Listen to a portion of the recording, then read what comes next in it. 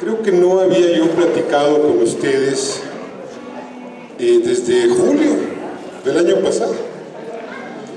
Y me da mucho gusto venir y me hago el propósito de asistir con asiduidad a estos encuentros, pues ya en el contexto de una revolución, que es lo que estamos viviendo y que tiene al magisterio democrático del país como uno de sus protagonistas centrales. Propongo esto para el debate. Estamos en una revolución.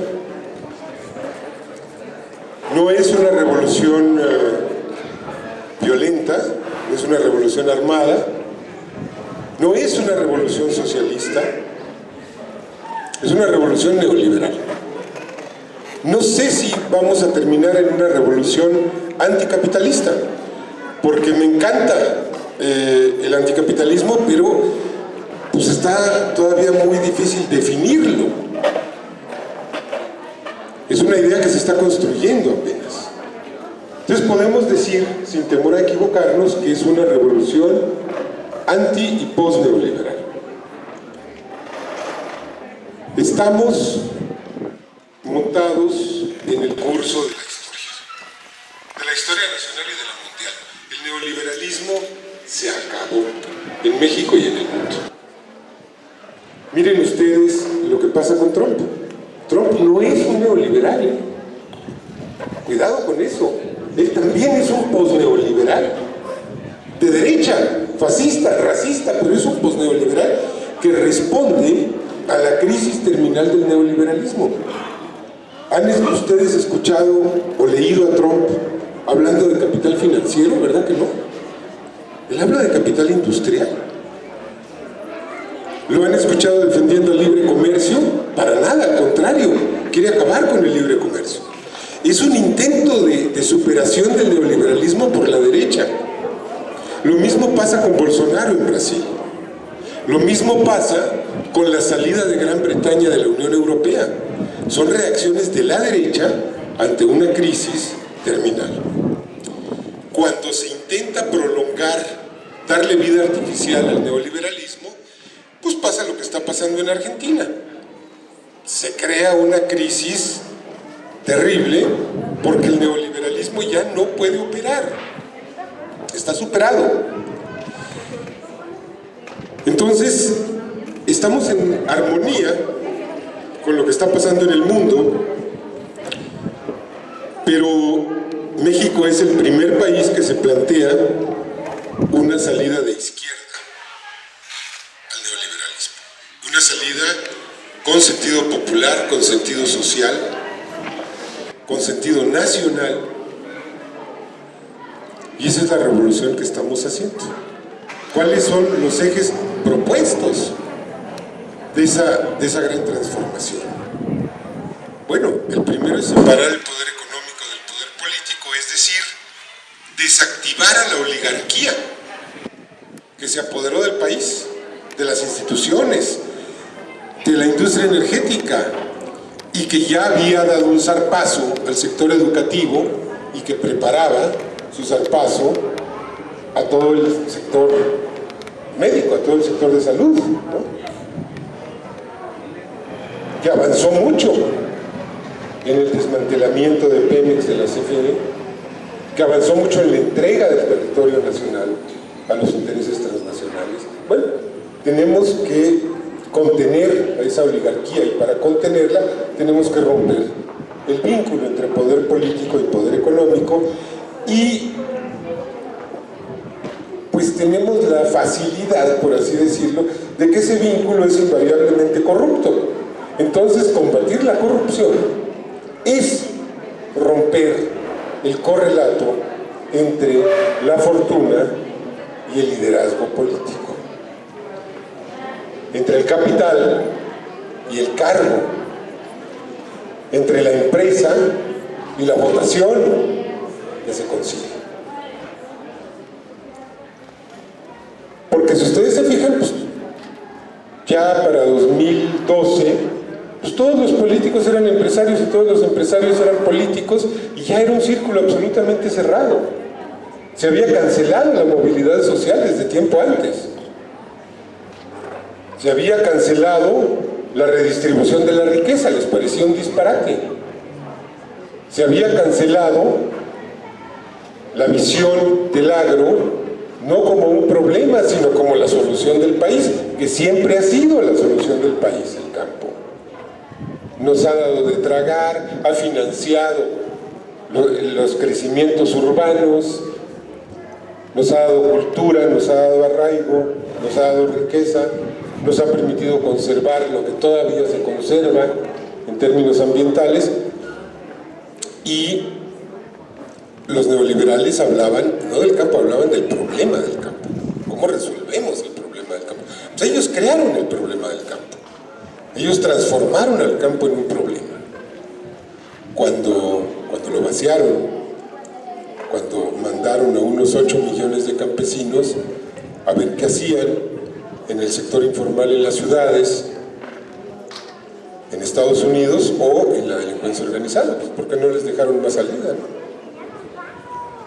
Por eso también tenemos que revertir esa expulsión de mano de obra que se volvió un negocio junto con el tráfico de drogas, que es la principal fuente de divisas, que es un generador de empleos de una magnitud de cientos de miles de empleos directos, 600 o 700 mil empleos directos son creados por el narco.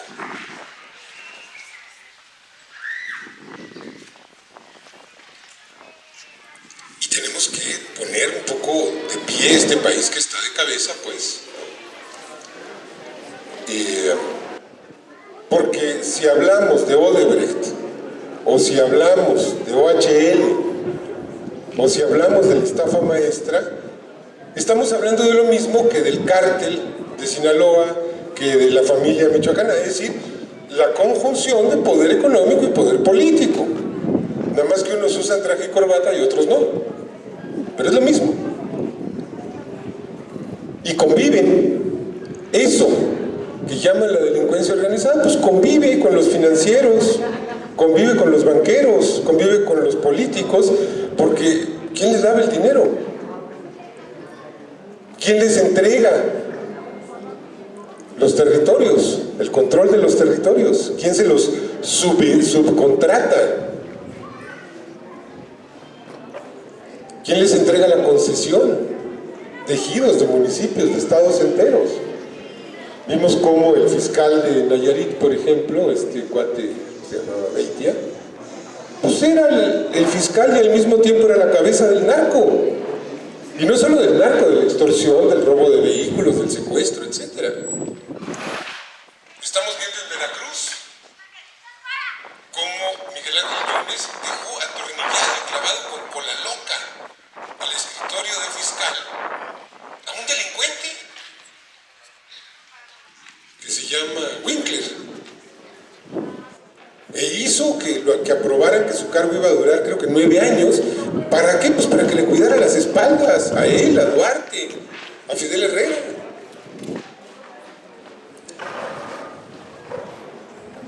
Pero decíamos, estamos en una revolución, y ¿cómo es posible que pasen estas cosas en una revolución?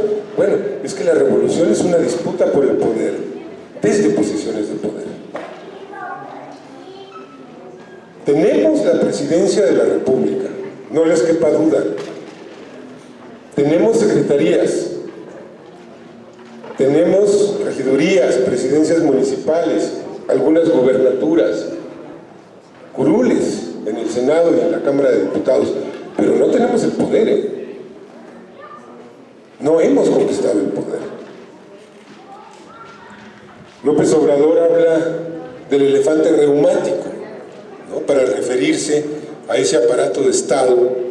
Yo digo que es un elefante psicótico, es un elefante asesino, es un elefante que sigue inercias que criminalizan las luchas sociales. Y les puedo decir desde una posición, digamos, privilegiada, porque ni estoy en el gobierno, ni estoy en el partido, me mantengo necesita que le eche una mano, sea redactando algo, sea llevando papeles de una oficina a otra, pues las tareas que me pidan. Entonces puedo ver un poco las cosas de dentro y de fuera. Porque pues, si yo aceptara un cargo me neutralizarían, tendría yo que renunciar al periódico, que es mi chamba, de lo que vivo, tendría que dejar el partido, tendría que dejar los movimientos sociales, no podría estar platicando aquí con ustedes tan tranquilo, ¿no? Tendría que callarme el pico en ciertas cosas, en fin. Entonces veo que ustedes conocen ese episodio histórico que se llama la batalla de Stalingrado, ¿no? ¿Lo conocen?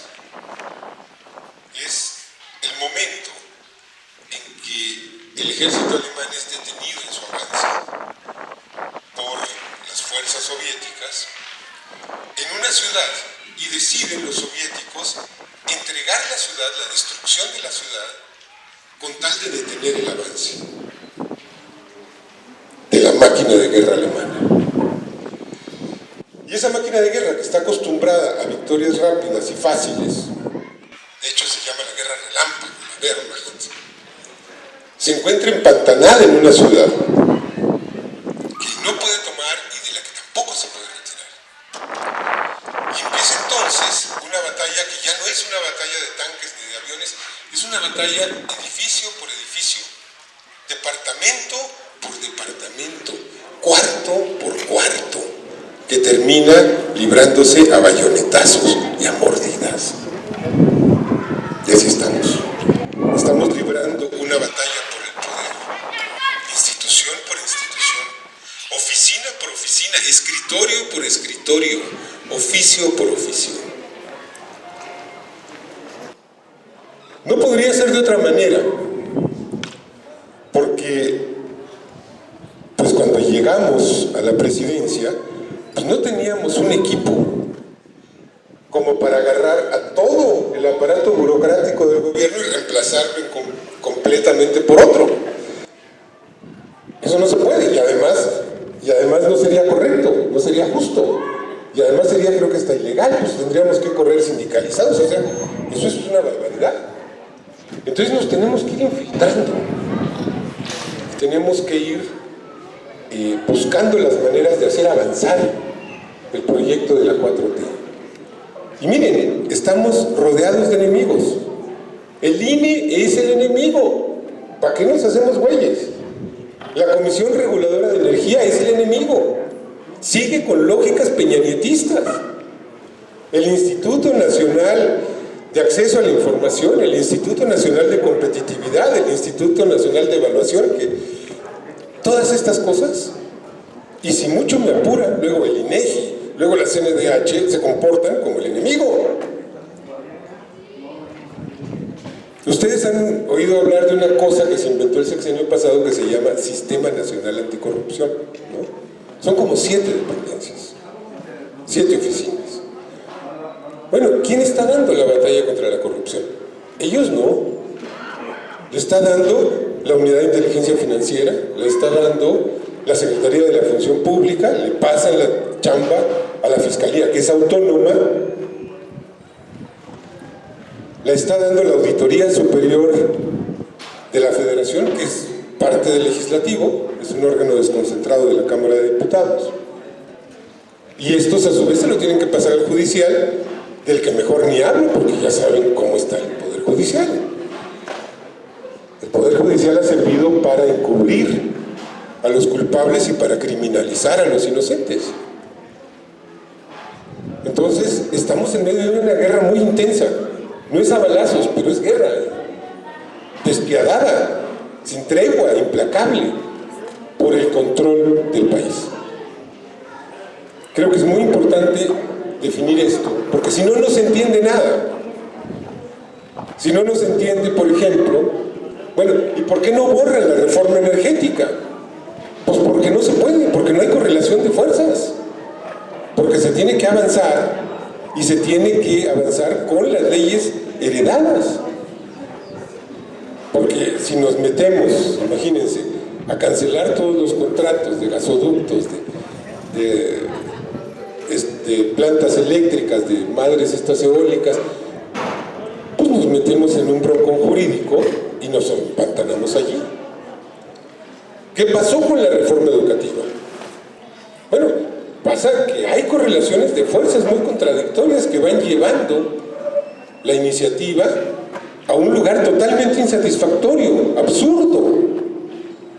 Y entonces tiene que entrar el presidente a volver a abrir la negociación con el magisterio democrático, a decir, vamos a ver cómo remediamos esto, porque avanzaron en una dirección equivocada. ¿Pero por qué avanzaron en una dirección equivocada? ¿Por malos? No, porque en el Congreso hay una correlación de fuerzas.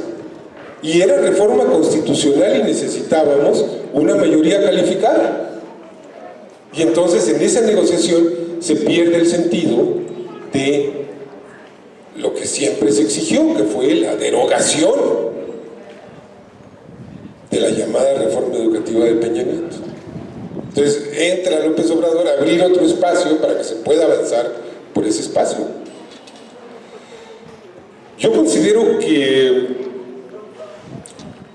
una de las claves de esta revolución, es decir, de esta transformación radical, social, económica, política y cultural del país, es el programa La Escuela es Nuestra. Teníamos una cosa que se llamaba Instituto de la Infraestructura Física Educativa, no me acuerdo cómo se llamaba. ¿Ustedes se acuerdan? Instituto Nacional de la Infraestructura Física, que era el que se encargaba de los presupuestos de las escuelas al 100. INIFED, esa cosa, ¿no? Bueno. ¿Cuántos empleados tenía? Tenía como 1000 empleados. Ejerció, creo que, no me acuerdo si eran 7 o 17 mil millones de pesos el año pasado para la cosa esta de escuelas al 100. Pues subejerció 60% de eso, y lo que sí ejerció, lo ejerció con contratos amañados. ¿Mejoraron las escuelas el año pasado? Pues no, pues porque toda la lana se quedó ahí. Se quedó en un edificio carísimo en la colonia Florida, en el Distrito Federal, entre 1000 encorbatados, especialistas, asesores, que no tenían la menor idea de para qué iban a servir esos recursos. ¿Qué se decide? No, esos recursos los tiene que manejar el magisterio, los alumnos y los padres de familia, que son los sujetos del proceso educativo.